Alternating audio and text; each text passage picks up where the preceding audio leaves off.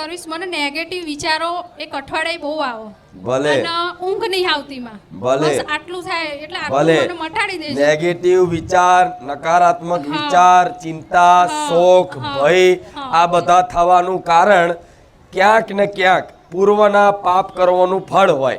પણ એ વિચારોથી, એ ચિંતાઓથી મુક્ત થવા માટે આ સમયગાળામાં રામ નામથી મોટી કોઈ ઔષધિ દવા લખું છું માં. ચોપડો મેં લખી હા, નાખ્યો. તો ધીરે ધીરે જો ગોળી ખાવ ને તો તાત્કાલિક અસર ના કરે, કલાક 2 કલાક રહીને અસર કરે. મતલબ એ રીતે ધીરે ધીરે રામનું નામ જપતા રહેશો.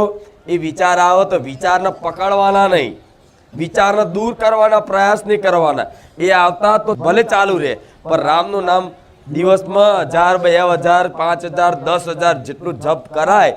જરૂરી નહીં લખો, લખીને લાવો તો ભલે, માળાથી કરો તોય ભલે, અને માળા ના આવડે તો વેળા ગણો રામ રામ રામ રામ રામ રામ. અને એનાથી ના ફાવો તો મનથી રટણ. જીભ ઉપર રામનું નામ હશે ને, આપે રૂપે તમારો મનમાં અસંખ્ય ચિંતાઓ, શોખ હશે, બધી દૂર થઈ જશે અને બહારે તમારી ઉન્નતિ થશે. મતલબ બહાર મતલબ સંસારની ઉન્નતિ અને આંતરિક ઉન્નતિ બે બાજુ. રામ નામ મણિ દ્વીપ ધરું, જી દેરી દ્વાર, તુલસી ભીતર બાહે રહું, જો ચાહે ઉજિયાર. મતલબ રામ નામ મણિ દ્વીપ આ જીભ ઉપર લાવી દે ને તો બહાર અને અંદર બે જગ્યાએ પ્રકાશ થઈ જાય. જેમ દરવાજા ઉપર તમે દીવો પ્રગટાવો તો ઘરમાં અંદર અને બહાર બે બાજુ પ્રકાશ થાય.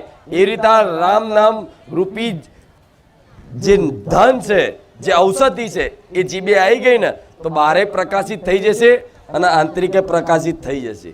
ભલે રામ. માં મને ચોપાઈ આવડે થોડી એટલે બોલું.